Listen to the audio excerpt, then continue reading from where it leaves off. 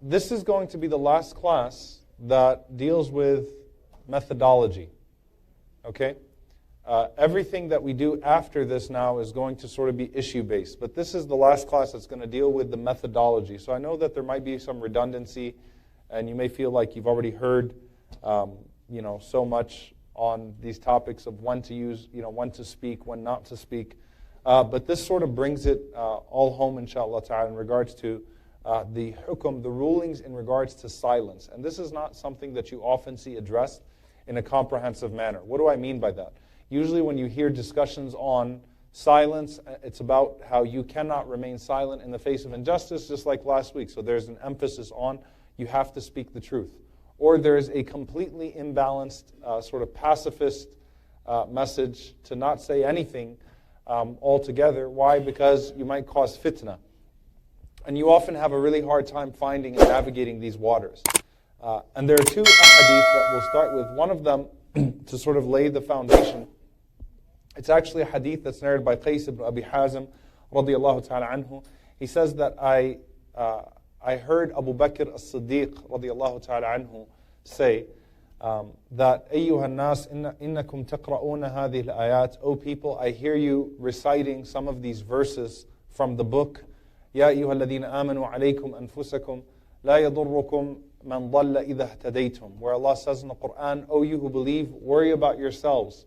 It will not harm you if other people go astray so long as you are guided. So Abu Bakr said, I hear you reciting these verses. Okay? لا يضركم عليكم أنفسكم Focus on yourself.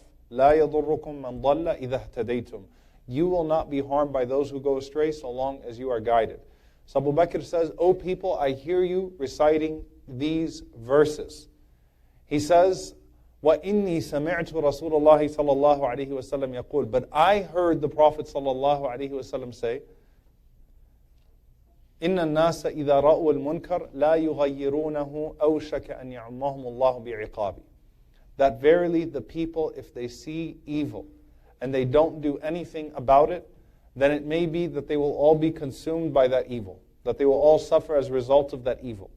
So Abu Bakr makes a very important point here, that there are often ayat, there are often verses that are recited and that are given an improper explanation. Or they're given a proper explanation, but they are applied to contexts that could actually give them a harmful meaning, that could actually give them the opposite of the Quranic meaning. And this is the interesting part, that Abu Bakr is saying this to a generation that's very close to the revelation of the Quran.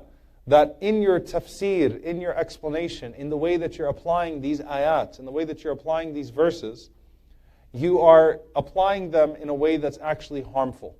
You're actually hurting the meaning of these very verses.